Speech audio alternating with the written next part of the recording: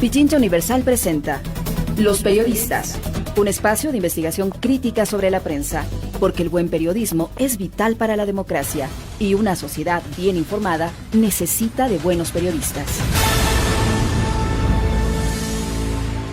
Buenas tardes, amigos oyentes de Radio Pichincha Universal. Bueno, empezamos inmediatamente con los titulares de su programa de investigación, Los Periodistas. Les contamos que denuncias de compras de bolsas para manejo de cadáveres con sobreprecio se desbordan en los hospitales públicos del país.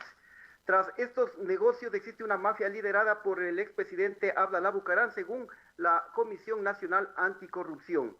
Y también les contamos que decenas de casos investigados por la Fiscalía van quedando en el olvido. Haremos un repaso de todos estos casos.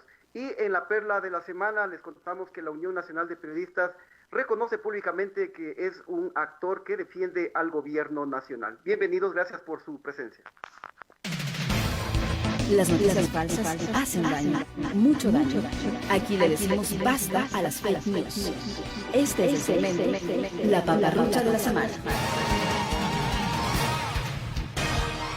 Bien, pasamos revista brevemente a las noticias falsas que han circulado en estos últimos días aquí en el país y también a nivel mundial. Les contamos que ha circulado un mensaje en el que se señala que el Banco Mundial está dando bonos de $2,200 a todas las familias que lo necesiten para que se mantengan en cuarentena. En este mensaje una persona dice: yo conseguí uno, y se adjunta un link para el registro. Esto es totalmente falso. Por otra parte, también circuló un mensaje en el que se señalaba que el uso permanente de mascarillas puede causar intoxicación. La respiración constante produce dióxido de carbono, lo que causa cansancio, mareo, pérdida de conciencia y también que es peligroso cuando uno conduce. Esto también es totalmente falso. Además, les contamos que circuló una información en la que se afirmaba que se confirma que la alcaldesa de Guayaquil, Cintia Viteri, nunca tuvo coronavirus. Esto fue desmentido posteriormente por la policía del puerto principal. En otra fake news se informó que la Secretaría Anticorrupción de la Presidencia tiene 386 funcionarios, incluidos 10 subsecretarios que tienen un salario de $3,800. Y finalmente les contamos que militares le dicen a la ministra de Gobierno que no están formados para cuidar serenatas. Esto a propósito de la autorización en ese sentido que hubo a propósito del Día de la Madre. Bien, en la investigación en este espacio les contamos que un nuevo caso de corrupción se destapó en el país por la compra de bolsas para el traslado de cadáveres en el hospital del IES de Los Ceibos en Guayaquil. Se pagaron $148 por cada unidad. Hemos averiguado precios con muchos proveedores, entre ellos el proveedor que da estos productos a Medicina Legal y a la Cruz Roja Ecuatoriana, y ellos nos han informado que esto se vende únicamente a $12. La Comisión Nacional Anticorrupción asegura que existe una mafia en los hospitales públicos que es liderada por el expresidente Abdalá Bucaram. Los detalles en el siguiente reportaje de nuestra compañera Liceña Espinel. La reciente compra de bolsas para traslado de cadáveres con sobreprecio en el Hospital del IES Los Ceibos en Guayaquil devela la existencia de una estructura organizada de corrupción que opera en los centros hospitalarios. Las fundas se adquirieron a un valor de $148.50 por unidad, cuando en el mercado existen otros proveedores que ofertan el producto desde los $12. El monto del contrato adjudicado a la empresa Silverti S.A., cuya gerente es Sandra Ortega Romo, fue de $872.000 por la compra de 4.000 bolsas y otros insumos. Diego Villacrés, de la empresa Nix, provee desde el año 2018 bolsas para cadáveres a Medicina Legal, la Cruz Roja Ecuatoriana, clínicas privadas y al Hospital Carlos Andrade Marín a un costo de $11.35.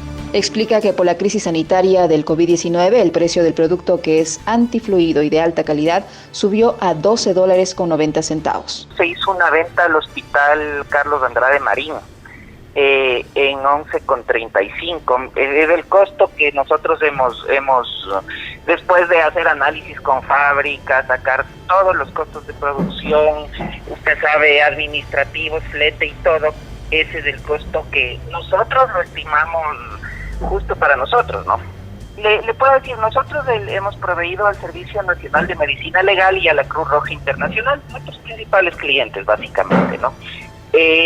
Nuestras bolsas la base de la bolsa es de una tela antifluido para evitar derrame de fluidos corporales. Y obviamente poder dar, en el caso del uso de medicina legal, un trato digno al cadáver, ¿no? Que es lo que buscan. En base a que si es que existan unas mejores, podría ser que sí, pero realmente eso depende de muchos factores, materiales, costos, procedencia, si es nacional, internacional. En una verificación de precios realizada a varios proveedores de equipos hospitalarios se constató que las fundas más caras no superan los $45. Ecuatepi, una multinacional que opera en el Ecuador hace 29 años, distribuye la bolsa con nivel de bioseguridad 4, el más alto estándar internacional, reforzada con capas de plástico y PVC laminadas, resistente a fluidos biológicos y formol, a un costo de $45 por unidad. Y si la compras por más de 10 unidades, se aplica un descuento del 10%. En un comunicado, el IES aseguró que el proceso se realizó con transparencia y explicó que en el estudio de mercado participaron 4 oferentes con propuestas entre $148,50 y $160 y se escogió a la oferta más beneficiosa para el hospital. ¿Cuáles fueron las otras empresas oferentes?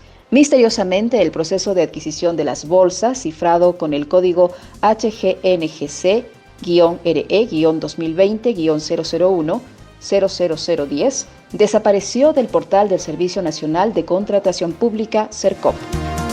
Por esa razón no se pudo acceder a los documentos precontractuales para recabar información sobre las demás empresas que fueron tomadas como referencia para esta compra. Se solicitó formalmente el estudio previo a la directora del SERCOP, Silvana Vallejo. La respuesta por escrito fue que ese requerimiento debe ser direccionado a la entidad contratante, es decir, al IES. Nos explicó por qué el proceso ya no consta en el sistema del SERCOP. El mismo pedido fue dirigido de manera formal a la directora de comunicación del IES, Ileana Tinoco, pero tampoco hubo respuesta. Esto a pesar de que en el comunicado del IES en el que se difundió la compra se aseguró que, en el caso de que alguna persona o entidad requiera de la información completa de este proceso de contratación, estaremos atentos a las solicitudes formales correspondientes para facilitar todo lo que concierne a este proceso. Con estos obstáculos, que además constituyen una violación a la Ley de Transparencia y Acceso a la Información Pública, queda flotando el interrogante: ¿quiénes fueron los otros oferentes? ¿Cuánto tiempo ofertan equipos médicos? ¿Quiénes son sus accionistas? ¿Y por qué presentaron proformas tan altas? Quien salió a defender estos altos costos fue el expresidente Abdalá Bucaram, quien en su cuenta de Twitter aseguró: la Junta de Beneficencia está comprando las fundas para los muertos a $160, mientras hospitales públicos las compran a $140. ¿Corrupción en la Junta de Beneficencia? Ramiro Beltrán, de la Comisión Nacional Anticorrupción, asegura que las mafias vienen de Guayaquil desde la familia Bucaram, que es quien controla los hospitales públicos en complicidad del propio gobierno. Que esas mafias vienen desde Guayaquil y particularmente están orientadas desde la familia Bucaram. Se denunció esto hace buen rato y por eso es que hubo en el Teodoro Maldonado Cargo hace unos meses atrás una limpia ahí, incluido incluso lamentablemente a algunos médicos que hicieron la denuncia. Sin embargo, de esas denuncias que fueron claras, detonantes, firmes, se mantiene esa situación. Y ahora vuelve nuevamente en Guayaquil los hospitales del seguro a ser efectivamente un punto rojo de denuncia respecto de estas situaciones que ven en el caso de la pandemia un momento histórico para hacer ellos dinero. La familia Bucaram está involucrada en todos los hospitales de Guayaquil y se dice que vino ya todos esos sectores acá a los hospitales de Quito. Habría que seguir investigando para ver por qué es que renunció el director de uno de los hospitales de aquí de Quito, porque efectivamente le hace denuncias de sobreprecios que tienen que ver con varios millones de dólares. De tal manera que el señor Bucaram está sucio de los pies a la cabeza.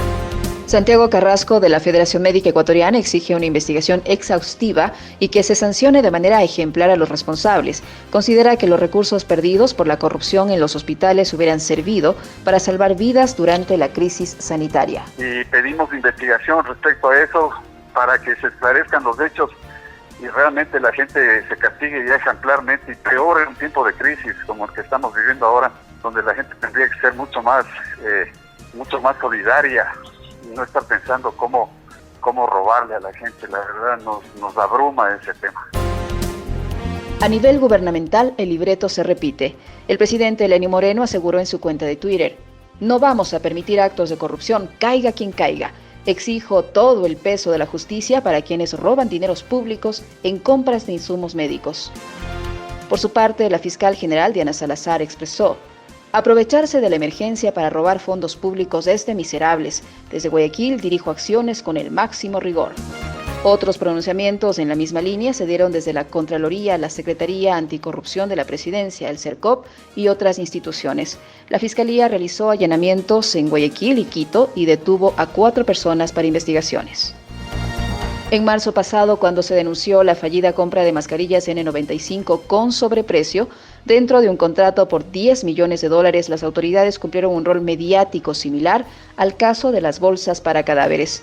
Discursos enérgicos, anuncios de mano firme a la corrupción, allanamientos y otras acciones que al final quedaron en el aire sin establecerse responsables ni mucho menos sanciones. Los escándalos de corrupción se repiten y los prejuicios al Estado son incalculables en medio de un blindaje sistemático y ante la impotencia de la ciudadanía.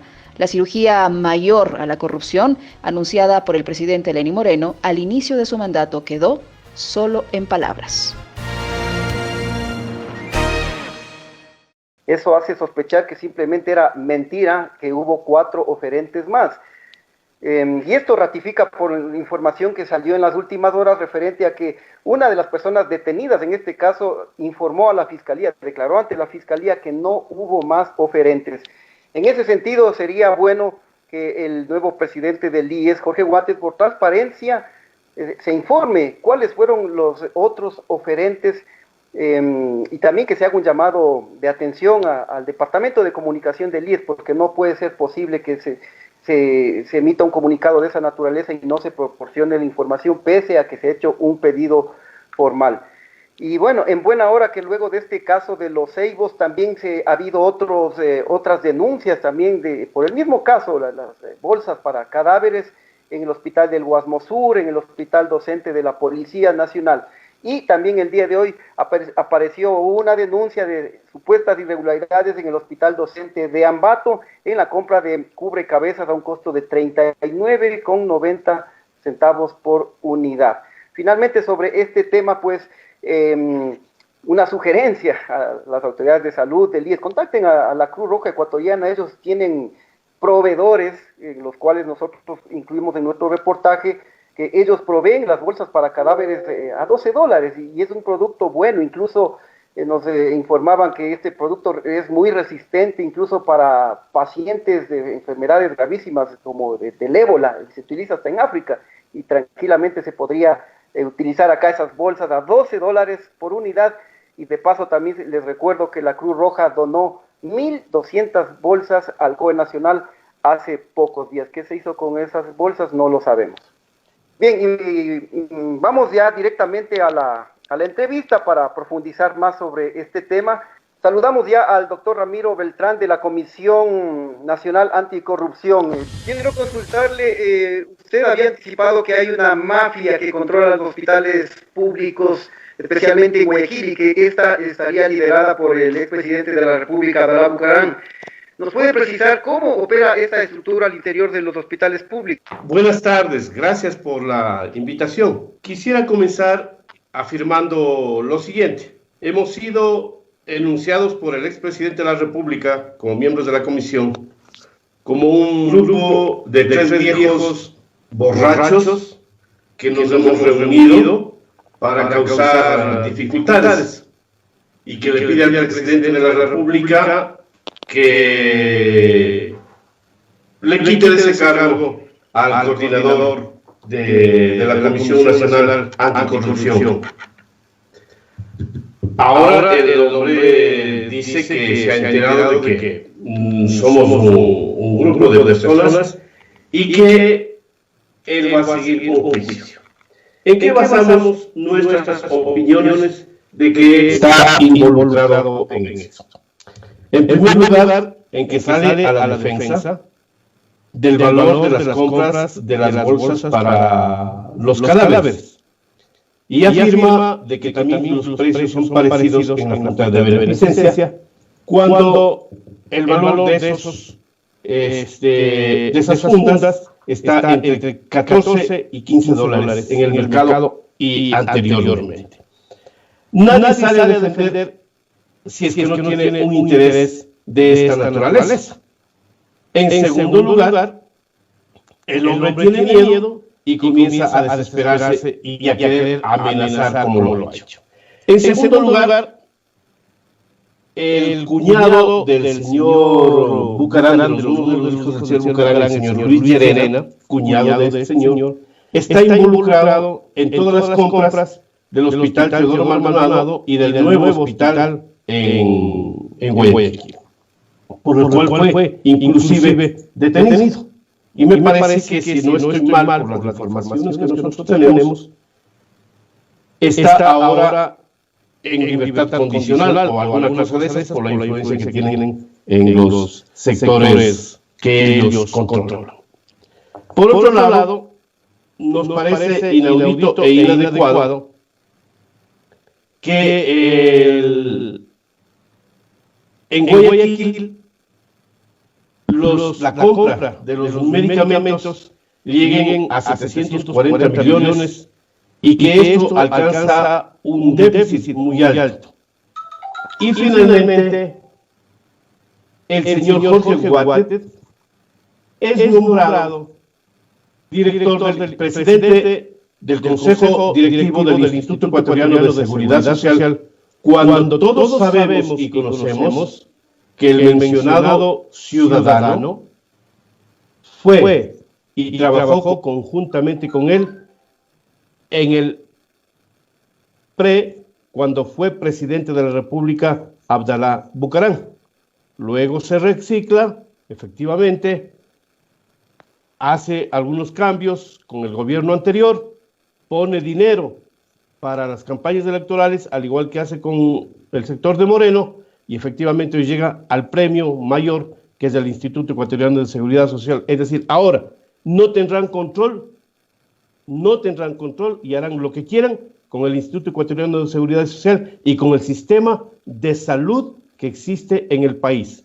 Hoy en la mañana nosotros hemos sido muy claros como Comisión Nacional de hacer esta denuncia ante el Ministerio de Salud y el Ministro de Salud. Sí, doctor, usted señalaba que habían 19 denuncias anteriores que ustedes habían realizado por estos negociados en los hospitales. ¿Por qué cree usted que no actúa la justicia? Ha habido casos anteriores y no ha pasado absolutamente nada, y todo ha quedado en anuncios, anuncios desde el propio presidente de la República, la Fiscalía, la Contraloría, la Secretaría Anticorrupción de la Presidencia. Todos han anunciado mano dura, pero al final no hay responsables. ¿Por qué cree usted que no se actúa y no hay sanciones? A ver, nosotros hemos tenido la precaución, como siempre, de presentar las denuncias documentadamente, incluido nombres y compañías de los que están allí y de las posibles personas que tienen que ver con estos actos inmorales. Nosotros, como usted bien afirma, hemos presentado 19 denuncias que reposan en la Fiscalía. ¿Por qué no lo hacen? Puede ser por algunas formas del aparato estructurado que existe en el país. Tienen buena voluntad posiblemente algunas personas, aunque pueden ser compradas en el camino. No les interesa hacer frente de manera consciente, clara y precisa para sanear los problemas del país. Es decir, es un acto de no conciencia posiblemente, o los mandos inferiores que están en toda la planada, existen gente que está preocupada por que no salga a la luz estos casos. Como en el ejemplo de la compra de las medicinas, por ejemplo. No solamente tiene que ver con los directores o subdirectores, también con los mandos medios, es decir, los tesoreros, los que trabajan en tesorería, el problema de los guardaalmacenes, en fin. De igual manera sucede esto. O existe gente que tiene interés por tapar. Entiendo que la señora fiscal hace esfuerzos en la actualidad por ir resolviendo estos problemas, pero se mantienen. Pero a mí me parece que lo más importante, aparte de que hay que exigir y seguir exigiendo en primera línea que se moralice esta situación, es tener la posibilidad de que el pueblo ecuatoriano observe y sepa claramente qué es lo que está sucediendo en el país y tome una posición de conciencia y vaya resolviendo de la manera más importante con su participación. Ya, sí, doctor. ¿Usted cree que las investigaciones son tan difíciles, tan complejas, o se puede determinar responsabilidades con elementos sencillos? Por ejemplo, está detenida la directora del Hospital Los Ceibos en este momento en Guayaquil. Ella debe saber quién le ordenó para que contrate la compra de bolsas a $148.50 a la empresa Silverti. Generalmente vienen las órdenes desde el más alto nivel. ¿Por qué se enredan tanto y no avanzan en este tipo de investigaciones con elementos tan sencillos como el que le estoy mencionando? Porque existe en el país un grupo que ha creado una cadena, ha creado un sector que se dedica también a cubrirles a todas aquellas personas que están involucradas en esto. Y no se olvide que la mafia no solamente hace negocios. El cordón umbilical de ellos es la amenaza. Y con seguridad amenazan a los sectores o a algunas personas que hace que tengan miedo. Pero el miedo es superable. Superable en tanto y en cuanto aquellas personas tengan una conciencia de decir para qué estamos en este país y para qué debemos servir y qué país necesitamos dejar a los que vienen detrás de nosotros, es decir, hijos y nietos.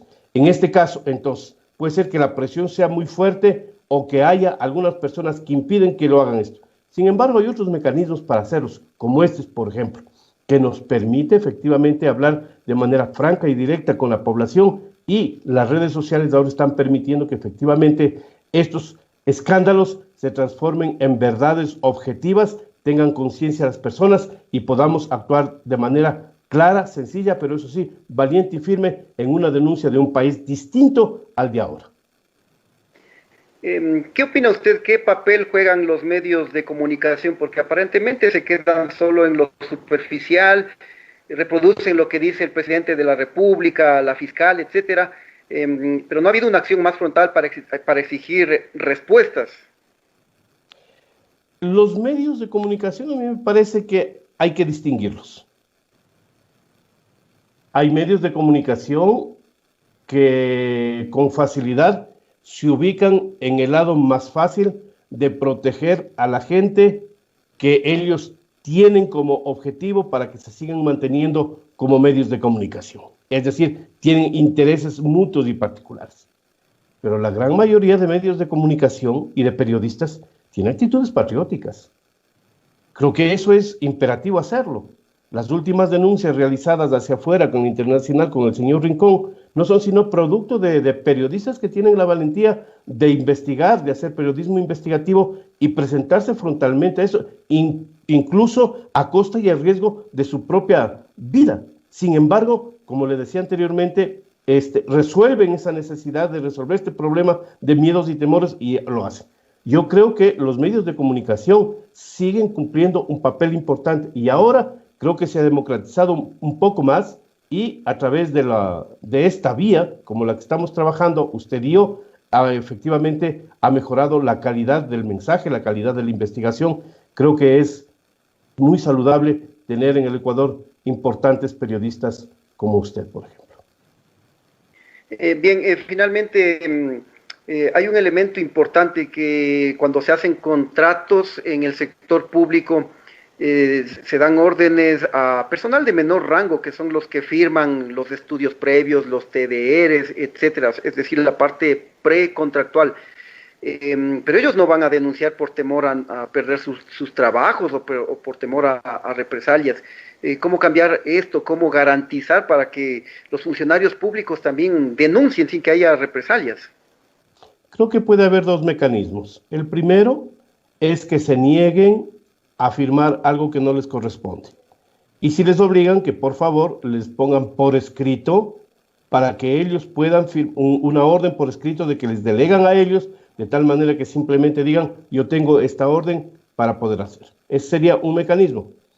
Y el segundo que tenemos que trabajar intensamente luego de la salida de esta pandemia es que necesitamos crear en el cerebro de los niños y en su actitud mental una nueva generación de personas que estén ligadas a las buenas costumbres y a las buenas morales. Es decir, necesitamos gente que sepa que su trabajo le beneficia a él y al beneficiarse a él necesariamente tiene que beneficiar al que está junto, al que está al lado, y que mi derecho termina donde comienza el derecho de los demás. Es decir, necesitamos dos cosas, una ley y una actitud de frente, de firmeza de la persona que denuncia, y segundo, ir creando valores morales para ir cambiando esta situación de crisis moral que soporta y que vive el país. Bien, doctor Beltrán, quiero agradecerle por los minutos que nos ha atendido en este espacio de investigación. Muchas gracias, doctor. Le agradezco a usted. Un abrazo. Bien, amigos oyentes, y ahora les contamos que el gobierno está en deuda con el anuncio que hizo el presidente de la República, Lenín Moreno, sobre la cirugía mayor a la corrupción.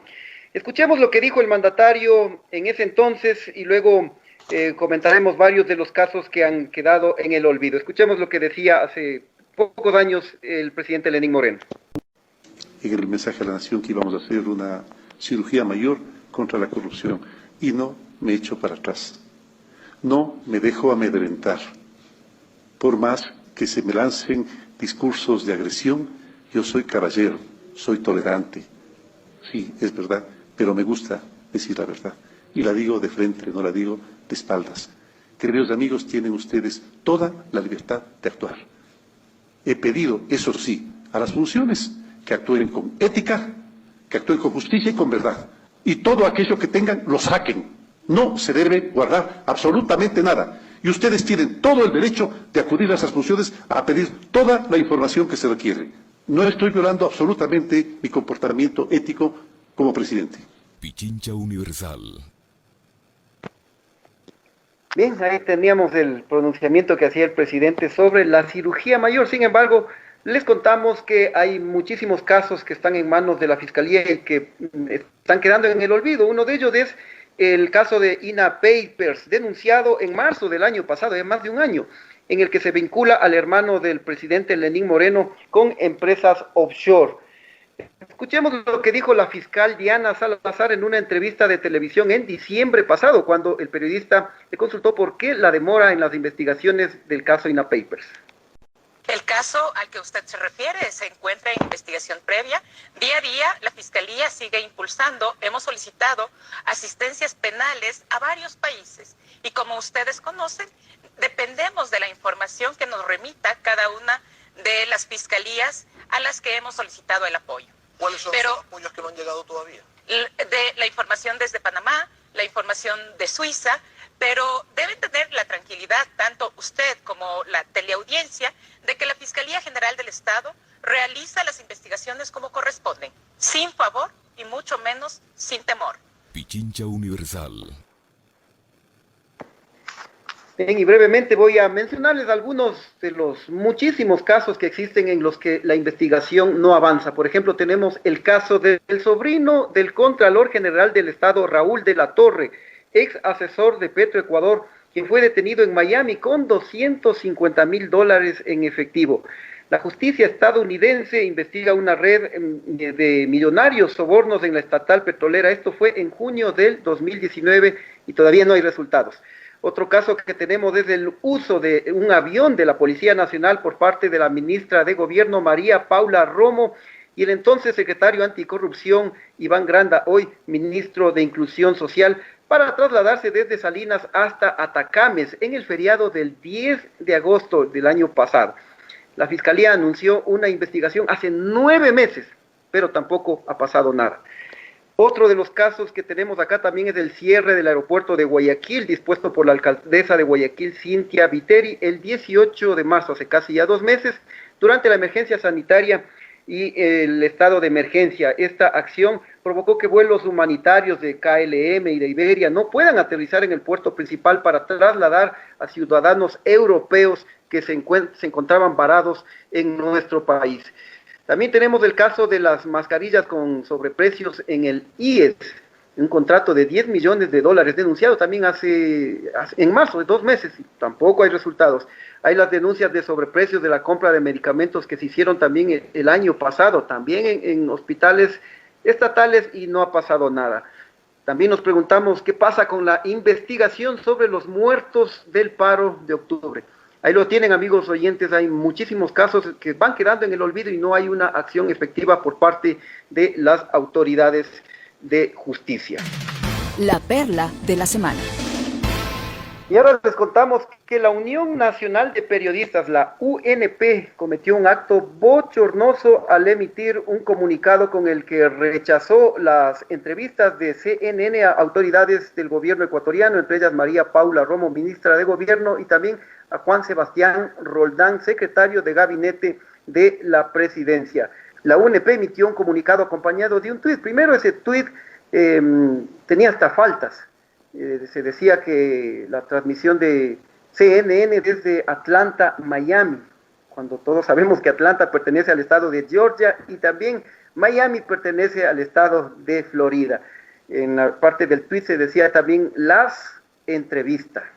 Imagínense.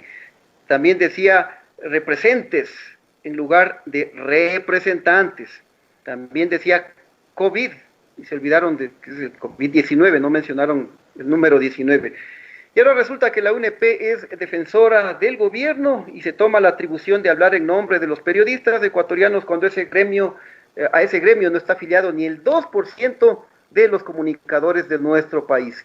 Yo como periodista me hubiera gustado que la UNP se pronuncie en otros hechos fundamentales para el país, por ejemplo, la falta de garantías para periodistas para que cumplan su trabajo en la emergencia sanitaria, y han fallecido cerca de al menos 10 comunicadores, trabajadores de la comunicación durante esta emergencia. La UNP tampoco se ha pronunciado sobre los casos de corrupción del IES, no lo ha hecho en el caso del drama de cientos de familias que perdieron a sus seres queridos en Guayaquil y los cuerpos permanecieron durante muchos días en sus propias viviendas. Tampoco ha habido pronunciamientos sobre la falta de transparencia en la información sobre la crisis sanitaria, ni tampoco se ha pronunciado sobre el pago de 320 millones de dólares de los bonos global por parte del Ministerio de Finanzas, cuando esos recursos pudieron haberse destinado para atender justamente la emergencia sanitaria. Tenemos a continuación una opinión sobre este tema con el catedrático de la FACSO, de la Universidad Central de acá de Quito, Marcel Merizalti. Escuchemos. El mensaje de la Unión Nacional de Periodistas, Núcleo de Pichincha, respecto a la entrevista realizada por Fernando del Rincón, de CNN Internacional en Español, al señor Juan Sebastián Roldán, secretario particular del gobierno del señor Lenín Moreno, resulta un contrasentido en el país. Ecuador en este momento sufre una crisis de orden político, social, económico, pero también sanitario, que está sacudiendo las bases mismas del ordenamiento jurídico, económico, social y político del país. Resulta un contrasentido porque esta organización debería haber salido en defensa justamente de la libertad de expresión en el Ecuador, ya que los medios de comunicación privados y públicos que hoy se encuentran alineados no encuentran mayor problemática al momento de relatar lo que está ocurriendo en el país. Es risible que desde los medios extranjeros, por ejemplo, CNN, Deutsche Welle, si revisamos la prensa italiana, española, la prensa de Gran Bretaña, se mira el Ecuador, especialmente la ciudad de Guayaquil, como víctimas de una gran tragedia. Se habla del apocalipsis ecuatoriano, donde cientos de muertos, que ahora se sabe son miles, fueron dejados a su suerte, inclusive por sus familias, al no encontrar el apoyo gubernamental. En esta situación dantesca, donde también el gobierno nacional decide lanzar medidas económicas que afectan principalmente a las clases media y popular para salvar, para hacer un salvataje de las empresas privadas, ocurre este pronunciamiento. Extraño, por supuesto, patético, cómplice de una institución que debería estar en beneficio de la sociedad ecuatoriana y propugnar a que se conozca la verdad, que se sepa que en el Ecuador las élites políticas no están haciendo lo correcto para enfrentar esta dura crisis que ha tocado a los ecuatorianos. Una crisis que, por supuesto, se ha ido ahondando con el pasar de los días y que dejará huellas imborrables. Ecuador ya no será el mismo después de esta crisis. Tampoco la Unión Nacional de Periodistas, que de a poco va perdiendo totalmente su credibilidad, va perdiendo empatía, ¿no es cierto?, con la gente, con los seguidores, con los afiliados, con las personas que confían en la prensa ecuatoriana. Desatinado comentario de la Unión Nacional de Periodistas, que por supuesto le pasará factura histórica. Bien, se nos ha acabado el tiempo. Brevemente quiero comentarles que la SECOM contrató a la empresa de publicidad Arctic Publicidad S.A. un contrato por $356,000 para difundir acciones del gobierno por la emergencia, de acuerdo al portal Primicias. Este contrato fue para 38 días, desde el 9 de abril hasta el 15 de mayo. Una de estas piezas publicitarias era sobre el Campo Santo que preparó el gobierno para las víctimas mortales por el COVID-19, que ese spot fue retirado ya. Pues yo creo que no hacía falta emitir contratar por estas sumas, al menos porque en estado de emergencia el gobierno puede disponer de los espacios en los medios de comunicación y no hubiera gastado un centavo. Y parte de este contrato que les mencionamos es también para publicitar espacios en radio, pauta digital y también en influencers. Ahí entendemos por qué algunos periodistas defienden al gobierno. Bien, amigos oyentes, estamos finalizando este programa. Agradezco como siempre a Pablo Mayorga en los controles, Cristian Mayla que nos ha ayudado en la cobertura digital y también Javier Bisuete en la producción de contenidos. Gracias por su amable atención. Les espero el próximo jueves a las 15 horas. Que la pasen bien. Los periodistas. Programa de investigación crítica sobre la prensa. Espera de sus aportes, denuncias y comentarios.